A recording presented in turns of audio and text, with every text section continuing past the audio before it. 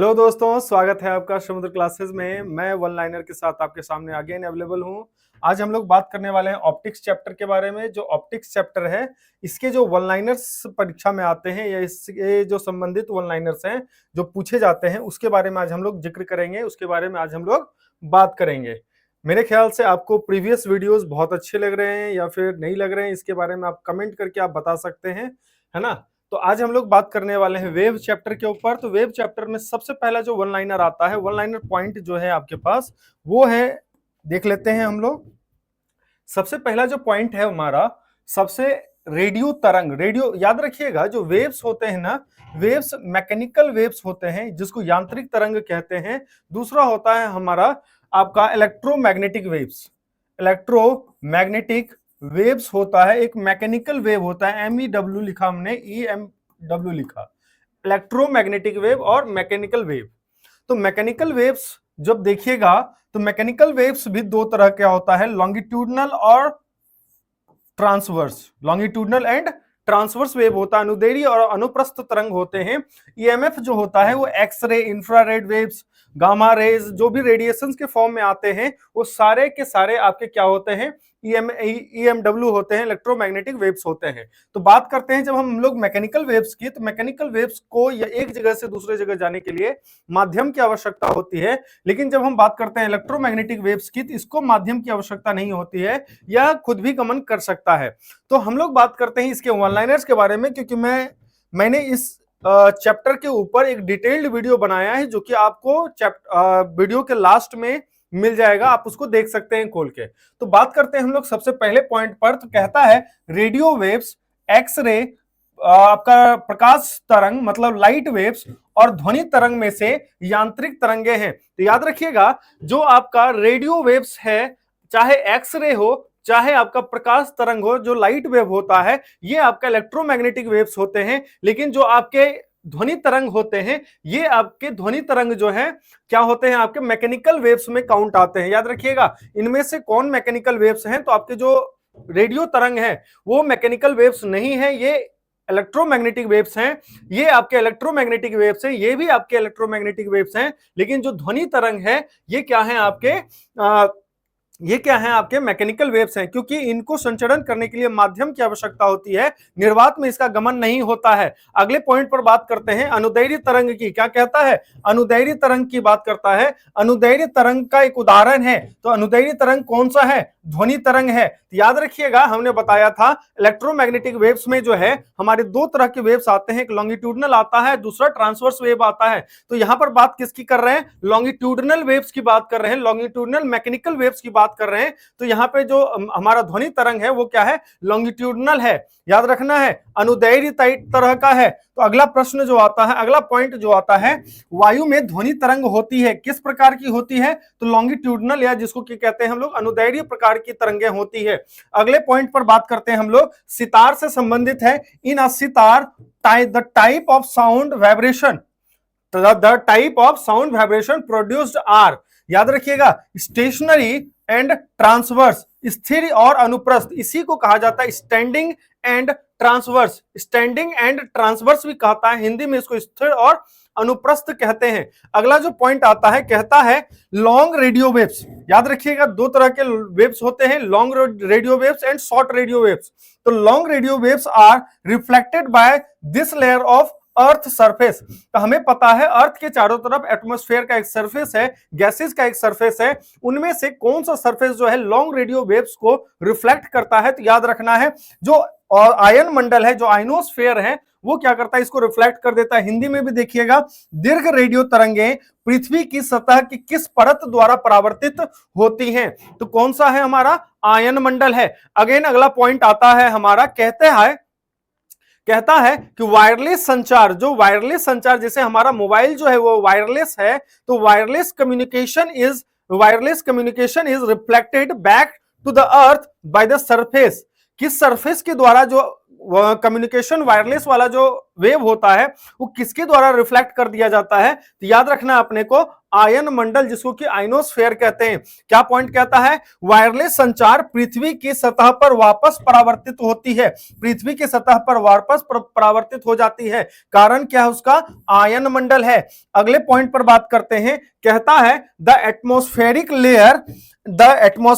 Layer responsible for the deflection of radio waves. Deflection of radio waves, radio waves के deflection मतलब विक्षेपण के लिए जो उत्तरदायी है वो कौन सा वायुमंडल का सतह है, लेयर है? तो क्या कहेंगे हम लोग? आयन मंडल। आयन मंडल आयनोस्फेयर कहेंगे हम लोग। याद रखना है अपने को, बहुत ही महत्वपूर्ण सवाल है ये, जो कि परीक्षा के दृष्टिकोण से हमारे पास आए हैं। हम बात करते हैं अगले पॉइंट पर। कहता है अल्ट्रा हाई फ्रीक्वेंसी। क्या कह रहा है? अल्ट्रा हाई फ्रीक्वेंसी या आप कहते हैं यूएचएफ। क्या कहेंगे? यूएचएफ, अल्ट्रा हाई फ्रीक्वेंसी श्रेणी की तरंगें सामान्यतः किसके माध्यम से प्रसारित होती हैं? कहता है अंतरिक्ष तरंगों के माध्यम से। किसके तरह से? अंतरिक्ष तरंगों, स्पेस वेव के माध्यम से संचारित सामान्यतः होती है। अगला पॉइंट कहता है प्रकाश, याद रखिएगा, प्रकाश, उष्मा, ध्वनि और विद्युत चुंबकीय तरंगों में से ये तरंगे निर्वात के माध्यम से संचारित नहीं होती हैं। तो हमें पता है ध्वनि तरंगे जो है वह निर्वात में संचारित नहीं होती है। जो साउंड वेव्स हैं वो वैक्यूम में नहीं चलती हैं। क्या कहता है? Among the light, heat, sound and electromagnetic waves, these waves cannot transmitted through vacuum। तो कौन सा वेव? साउंड वेव जो है वो वैक्यूम के रास्ते से वैक्यूम में नहीं गमन करती है।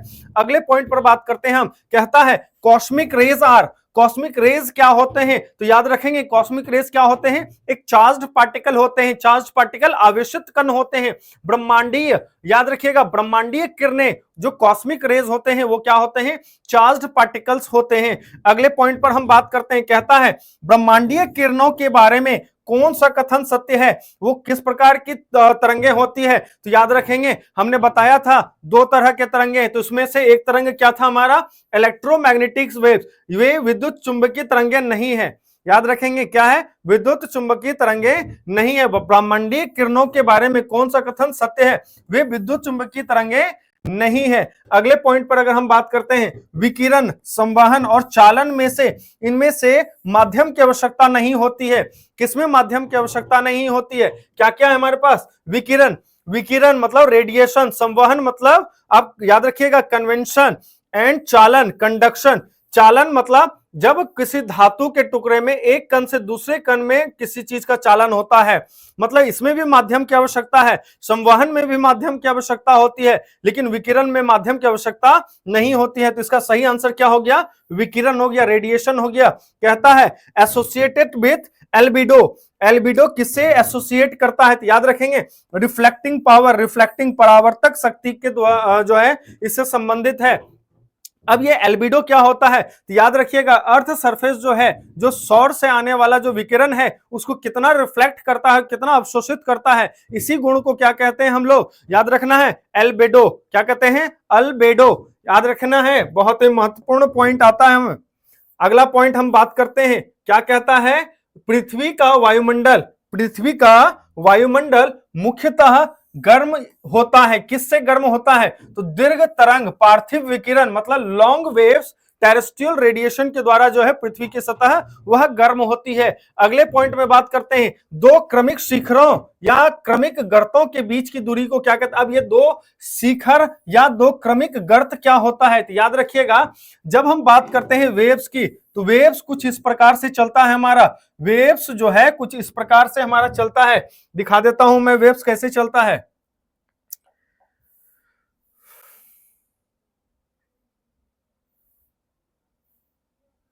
ओके, एक मिनट। ओके, ठीक। मान लीजिए एक वेव है हमारा, वो वेव कुछ इस प्रकार से अगर चल रहा है, तो जो ये वेव है ना, इस पॉइंट को कहते हैं शीर्ष। क्या कहते हैं इसको? शीर्ष। और नीचे वाले को कहते हैं गर्त। गर्त और ऊपर में क्या होता है? शीर्ष होता है हमारा। इसको कहते हैं क्रस्ट, इसको कहते हैं ट्रफ। ठीक है, तो कहता है कि दो लगातार शीर्ष के बीच की दूरी को क्या कहते हैं? तो याद रखिएगा इसी को वेवलेंथ कहते हैं। इसको क्या कहते हैं, वेवलेंथ। इसको लैम्डा से डिनोट करते हैं, किससे डिनोट करते हैं, लैम्डा से डिनोट करते हैं। और यहां पर जो देखिएगा, जो ये वाला जो देख रहे हैं हम लोग, ये जो न्यूट्रल है, जो आपका यहां पर लंबवत है, अभिलंब है, उससे जो मैक्सिमम ये जा रहा है, शीर्ष जा रहा है, या फिर मैक्सिमम जो गर्त जा रहा है, इसी को आयाम कहते हैं, इंग्लिश में इसी को एम्पलीट्यूड कहते हैं।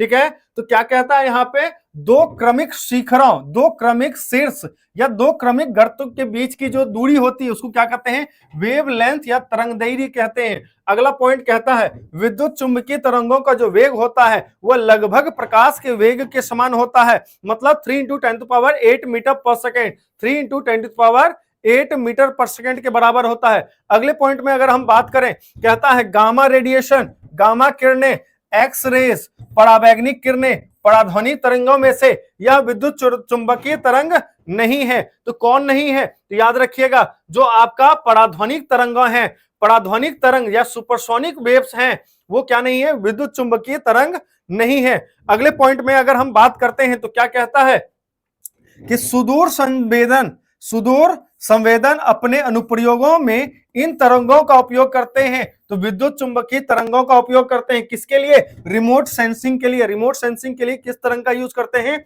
तो इलेक्ट्रोमैग्नेटिक वेव्स का यूज करते हैं। अगला पॉइंट क्या कहता है, अवरक्त मतलब इंफ्रारेड, एक्सरे, दृश्य प्रकाश और रेडियो तरंगों में सबसे लंबी तरंगदैर्घ्य किसकी होती है, तो रेडियो वेव्स का सबसे लंबा तरंग होता है। याद रखिएगा, रेडियो वेव्स का सबसे लंबा तरंगदैर्घ्य होता है। क्या कह रहा है यहां पे, अवरक्त, एक्सरे, दृश्य प्रकाश और रेडियो तरंगों में से सबसे लंबी तरंगदैर्घ्य, सबसे लंबा वेवलेंथ जो है वो किसका होता है, रेडियो वेव्स का होता है।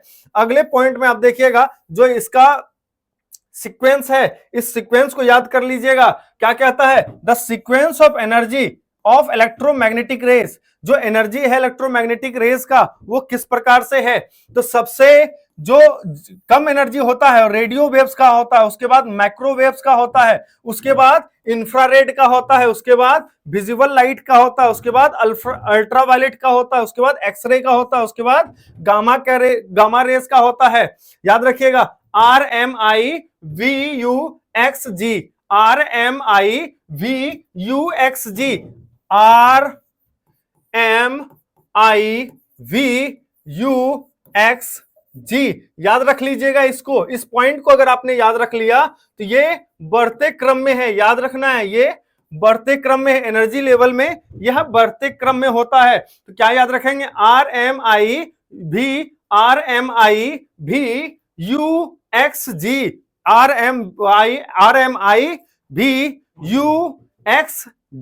याद रख लेंगे अपने को।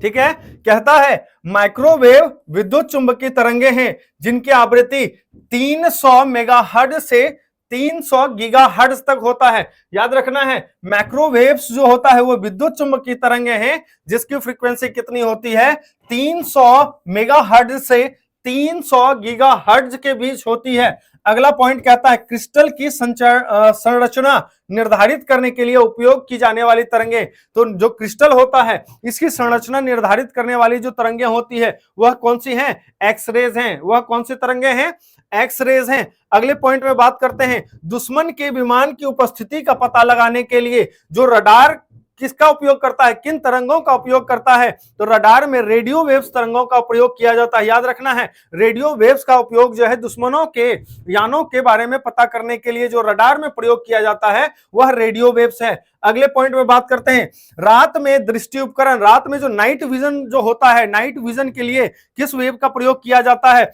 इंफ्रारेड वेव्स का यूज किया जाता है। किस वेव का प्रयोग होता है, तो इंफ्रारेड वेव्स का प्रयोग होता है। अगले पॉइंट में अगर हम बात करें सामान्य टीवी रिमोट कंट्रोल में प्रयुक्त तरंगे क्या है, विद्युत चुंबकीय विकिरण जो है वो कैसा है, इंफ्रारेड है। याद रखेंगे सामान्य रूप से जो टीवी का रिमोट होता है या जो किसी भी चीज का रिमोट, एसी का रिमोट है या किसी चीज का रिमोट होता है उसमें रेडियो वेव्स, उसमें इंफ्रारेड का प्रयोग होता है। उसमें किसका प्रयोग करते हैं अपन, इंफ्रारेड का प्रयोग करते हैं। अगले पॉइंट में क्या कहता है, दृश्य प्रकाश, अवरक्त, परावैंगनिक और सूक्ष्म तरंगों में से दूर संचार के लिए प्रयुक्त तरंगे। तो याद रखना है माइक्रोवेव, माइक्रोवेव का प्रयोग जो है इनमें से जो है माइक्रोवेव का प्रयोग किया जाता है, दूर संचार के लिए किया जाता है। अगले पॉइंट में कहता है एफएम प्रसारण, एफएम प्रसारण में आमतौर के लिए कितने मेगाहर्ट्ज का प्रयोग किया जाता है, कितने मेगाहर्ट्ज फ्रीक्वेंसी का, आवृत्ति का जो है बैंड का यूज किया जाता है, याद रखेंगे 88 से 108,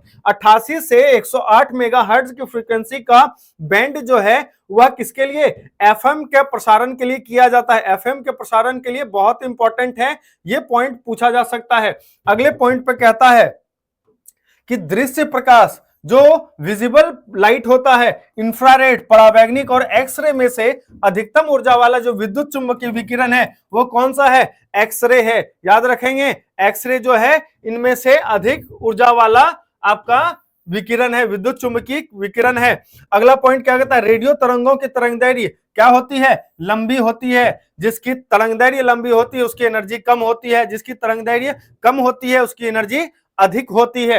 अगले पॉइंट पे बात करते हैं, कहता है उपग्रह सिग्नल प्राप्त करने के लिए डिश एंटीना का उपयोग करने वाले टेलीविजन दर्शकों को बारिश के दौरान, याद रखिएगा दर्शकों को बारिश के दौरान सिग्नल प्राप्त नहीं होता क्योंकि एंटीना का आकार छोटा होता है। बारिश की बूंदें रेडियो तरंगों की ऊर्जा को अवशोषित कर लेती है और बारिश की बूंदें रेडियो तरंगों की ऊर्जा को उनकी मूल्य दिशा से हटा देती है। याद रखेंगे जो टेलीविजन, जो बरसात के समय में जो टेलीविजन को सिग्नल नहीं मिलता है, सिग्नल काहे नहीं मिलता है, तो जो रेडियो वेव्स होता है, याद रखिएगा जो रेडियो वेव्स होता है उसकी ऊर्जा को बारिश की बूंदें अवशोषित कर लेती है और क्या करती है, उसको दिशा से भटका देती है, उसको दिशा से दिशाहीन कर देती है। अगले पॉइंट पे बात करते हैं सीटी स्कैन। सीटी स्कैन में किसका प्रयोग होता है, एक्सरे का उपयोग किया जाता है। अगला पॉइंट, इसका आविष्कार विल्हेम रॉन्टजेन ने किया है। तो एक्सरे मशीन का आविष्कार जो है, एक्सरे मशीन का आविष्कार किसने किया है, विल्हेम रॉन्टजेन ने किया है।